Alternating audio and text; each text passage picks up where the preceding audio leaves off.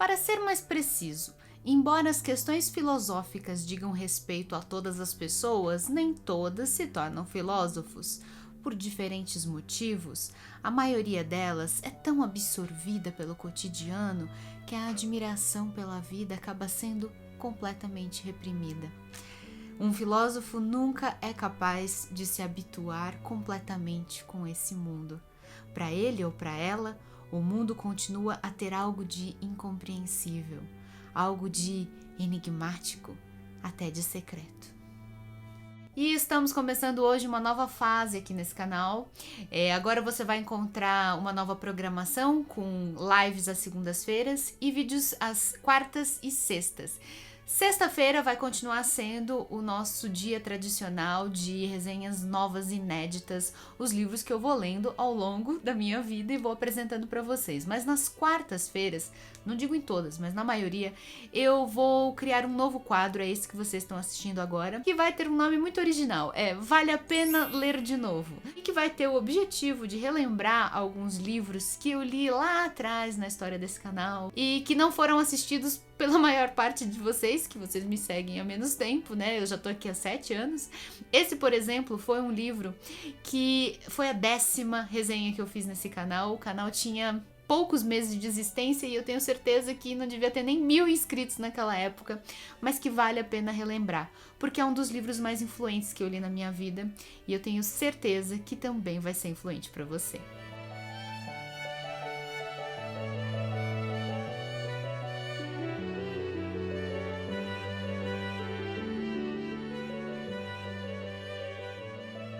Estou falando de O Mundo de Sofia, do escritor norueguês Jostein Gaarder, que provavelmente não é assim que se pronuncia o nome dele em norueguês, mas a gente vai fazer o possível, vou falar em português mesmo.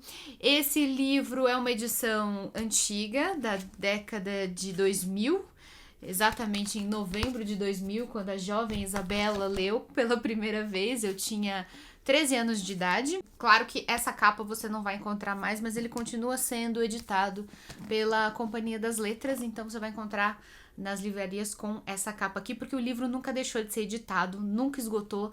Desde o seu lançamento, ele foi um grande sucesso editorial, não apenas no Brasil, como também no mundo. A publicação original aconteceu em 1991, então já são 30 anos encantando leitores por todo o planeta. A idade original que eu li esse livro, aos 13 anos de idade, foi muito propícia porque é exatamente a idade em que nós estamos abandonando a infância e estamos começando a penetrar no reino dos adolescentes, que não deixa de ser também uma antessala do reino dos adultos. E é mais ou menos nessa idade, na adolescência, quando a gente abandona a nossa inocência e o nosso olhar maravilhado para o mistério do mundo ao nosso redor. Eu tenho uma lembrança muito distinta de quando eu era pequena, 6, 7 anos de idade. De vez em quando eu parava minhas brincadeiras, eu olhava ao meu redor, eu olhava para as minhas mãos e eu me perguntava: por que eu tô aqui? O que eu tô fazendo aqui? O que é tudo isso? O que é o mundo? Por que isso existe? E eu lembro que era uma brincadeira que eu tinha, inclusive, de vez em quando me fazer essa pergunta e achar mais um daqueles mistérios que, quando a gente é criança, a gente coleciona aos montes. Para mim, essa resposta era tão misteriosa e encantadora quanto a pergunta sobre: existe o Papai Noel ou não existe o Papai Noel? Essas perguntas que na infância são misteriosas, para mim eu colecionava várias delas e eu não era uma criança especial por causa disso. Todas as crianças têm um olhar maravilhado diante do mistério do mundo. E quando eu uso aqui a palavra maravilhado, eu tô tentando puxar aquele sentido da palavra que remete ao espanto, que remete à surpresa, algo que nos causa maravilha. Pode nem ser uma coisa boa ou ruim, mas é algo que nos surpreende porque parece miraculosa. O mundo para a criança é toda uma sucessão de milagres, porque para ela tudo aquilo é novidade.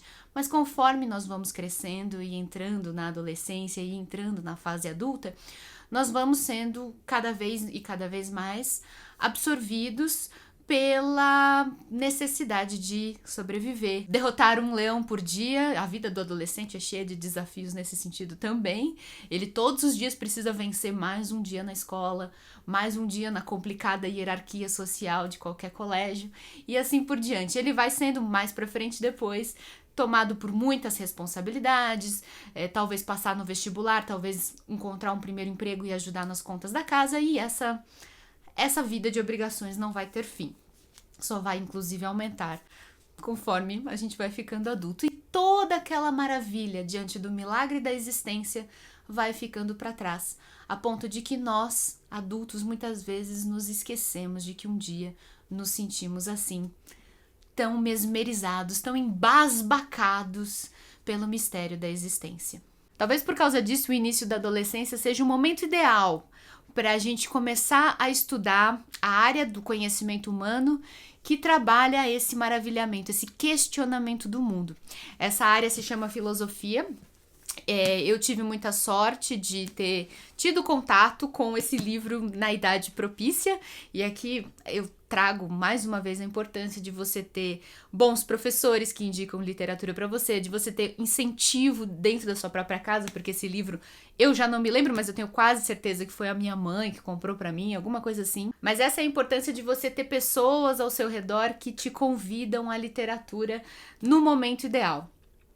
Portanto, se você tiver jovens na sua família, filhos, irmãos, sobrinhos, netos, preste atenção e seja esse exemplo e seja essa pessoa que traz literatura para a vida deles.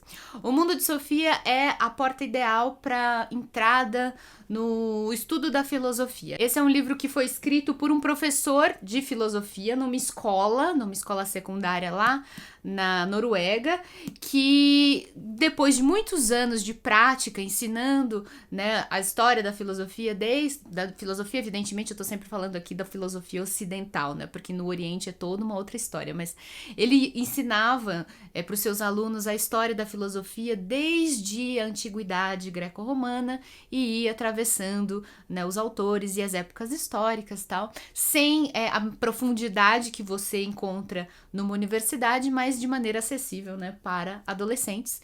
Depois de muitos anos de experiência, ele resolveu transformar a sua atividade de professor numa história de ficção. Ele escreveu um romance com uma protagonista chamada Sofia, uma garotinha que tem mais ou menos... Ela não é tão jovem assim, ela deve ter mais ou menos essa idade, uns 13, 14 anos, e que passa a se corresponder. Um belo dia ela chega em casa, voltando da escola, e ela começa a receber cartas, a receber pequenos bilhetinhos que são deixados ali no seu quarto, ali na caixa de correio, ali no lugarzinho favorito dela no quintal.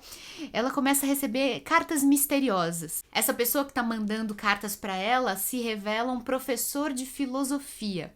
Eles começam a se corresponder e mais para frente eles vão se conhecer pessoalmente.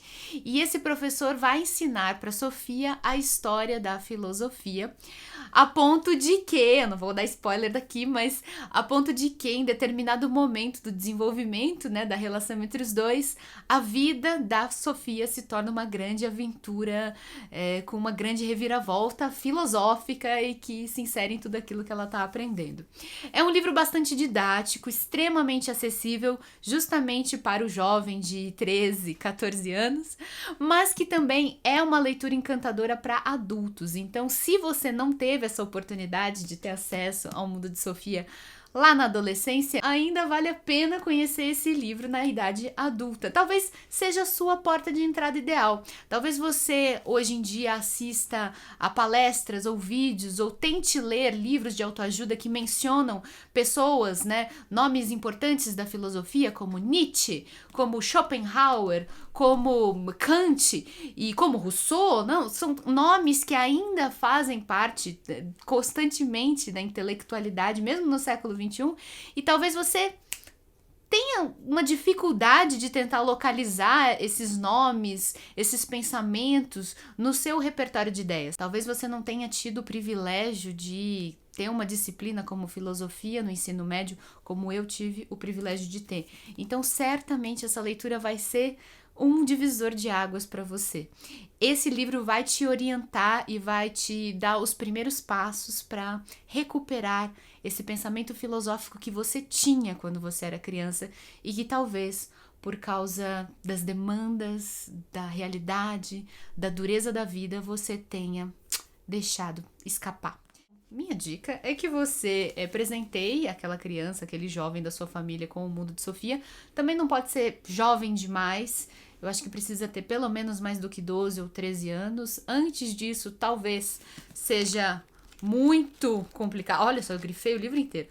Talvez seja muito assustador um livro tão grande assim, sem ilustrações, para uma criança muito jovem. Então aguarda um pouquinho. Compre esse livro de presente para aquele adolescente que você acha que pode se interessar, mas antes, leia o livro. Que tal? Você lê o livro, você se interesse pelo livro também, você conversa sobre o livro com ele, você mostra para ele como é uma leitura fascinante, e eu te garanto, é uma leitura muito, mas muito fascinante. Você tem muito mais chances de conseguir despertar a vontade em alguém. Para ter uma ideia, o livro é bastante didático. Ele traz, dentro dessa narrativa maior, né, que é a relação de Sofia com o seu professor de filosofia misterioso. Depois, né, esses mistérios vão ser solucionados no fim, como eu falei, tem uma narrativa guarda-chuva, né, maior. Mas dentro da narrativa, você tem vários capítulos com pequenas aulas sobre os principais nomes da filosofia ocidental. Começando pelos gregos chamados pré-socráticos, né, os filósofos da natureza, passando por Sócrates, que é o grande inaugurador da chamada filosofia ocidental, e assim por diante, passando por toda a antiguidade, Idade Média, Idade Moderna e chegando aos dias atuais, a filosofia contemporânea. É muito acessível, é muito prático e talvez valha a pena complementar essa leitura. Você vai ficar curioso depois com um tipo de almanaque, algo como esse daqui que eu tenho, que é bem bacana, Antologia Ilustrada da Filosofia, do Ubaldo Nicola. Esse livro não é para ser lido inteiro, né, de uma vez. Ele é uma enciclopédia com os principais nomes da filosofia ocidental, de maneira, assim, bem didática, né? Então, vocês podem ver, eu já consultei bastante esse livro, porque ele é realmente muito didático, mas não tenho certeza se ele ainda está disponível, como já tem alguns anos, alguns livros se esgotam. Outro livro que eu sei que está disponível, embora com uma capa diferente, é esse Convite à Filosofia, da Marilena Chauí, que é um livro de sala de aula. Eu tive o privilégio de estudar filosofia na escola também, sempre gostei de grifar as coisas, olha isso, sempre gostei de grifar as coisas, e eu tive a disciplina de filosofia no segundo e no terceiro ano do ensino médio. Eu acho que com essa reforma do ensino médio, a ideia é introduzir a filosofia, né, como disciplina regular. Mas caso você não tenha tido essa oportunidade lá na adolescência, esse livro é bastante didático e ele foi fundamental na minha formação humanística. Ele não existe mais com essa capa, mas existe com uma outra. É um pouquinho caro, como qualquer livro didático, mas eu tenho certeza que você encontra em bibliotecas aí na sua cidade e também em sebos. Eu vou deixar aqui embaixo o link da Amazon. Lá tem tanto possibilidade de comprar o livro novo como de livros usados que estão em bom estado, tudo. Pode ser muito legal também. Encerro aqui com essa indicação fundamental de O Mundo de Sofia. É uma leitura encantadora e uma leitura que com certeza me abriu caminhos para resgatar aquela minha curiosidade de infância e para que eu conseguisse mais tarde me tornar uma jovem curiosa, estudiosa, interessada, maravilhada com as coisas do mundo, que são qualidades importantíssimas para a gente conseguir também extrair o que de melhor a literatura tem para nos oferecer. Um beijo a todos, obrigada padrinhos e madrinhas que entraram muitos padrinhos novos na semana passada, eu agradeço muito. Se você quiser ajudar esse projeto, é só conhecer a nossa campanha no Padrim, o endereço está aparecendo aqui embaixo. Um beijo grande, gente, até mais.